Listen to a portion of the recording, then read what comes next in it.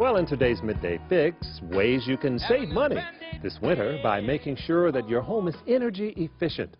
Michael Preston is the owner of USA Insulation of Northbrook, and he is here with some tips for making your home more energy efficient. Thank you for coming in, Michael. Thank you for having me.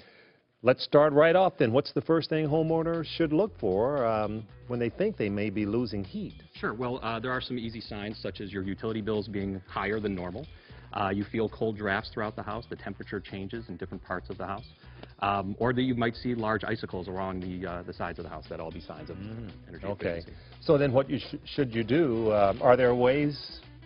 There are some simple tips that Fixes? homeowners can take advantage of. So, for instance, you want to weather strip around windows and doors.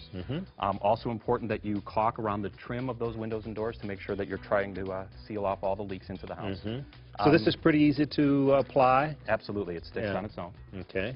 And then we also have a spray foam that you can spray into any protrusions into the exterior walls of the house. These are typically found most often in the basement, where vents and other pipes and wires are coming in and out of the house. We can spray foam around that and seal up the air leak. Okay, where there might be a hole going to the outside, Absolutely. You want to close that up.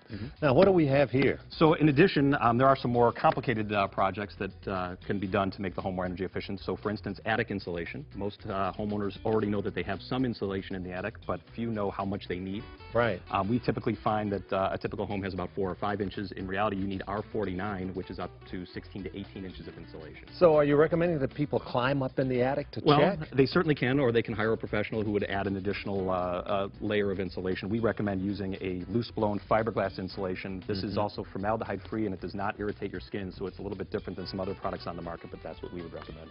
Okay, so once again, there is a tip to find out if you, another way that you may not have enough insulation is just step back and look at your roof when there's been a snowfall, right? In your neighborhood, if you're the first house with melting snow, you're likely under-insulated. Really?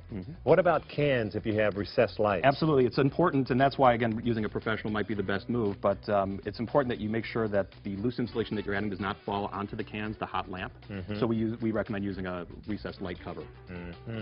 But also, those cans can be escape valves for heat, right? Absolutely, and that's another way to seal up around those with a spray foam insulation. What about this? So, yeah, the biggest thing toward making a home more energy efficient, especially in Chicago, where we have a lot of older home stock, is to insulate the walls of older homes. We typically find that most older homes have either little or no insulation in the wall. This is especially true with brick homes that are so common throughout Chicago.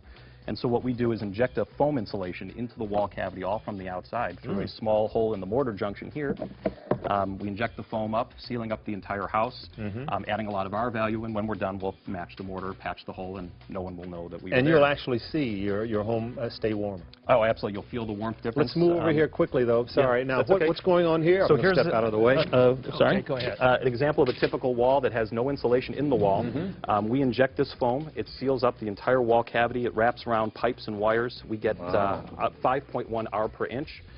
So we're adding quite a bit of R value. It also air seals the home and makes it significantly more efficient, and you can save 30 to 50% on your energy bills when you properly insulate a home. Look at that. What a great way to do that. Michael, thank you so much. These are really terrific tips. And so the key is get someone to come in, help you out. Do a full inspection and figure out what's going on. All right. Thanks so much. Michael Preston and Lucas Booty, thank you so much for coming in for all of this advice. And, of course, you can learn a lot more by going to their website, which is usainsulation.net. All right, we need to do that then. And for a link, and if you missed anything about this, you can watch this segment again. Log on to our website, wgntv.com/midday.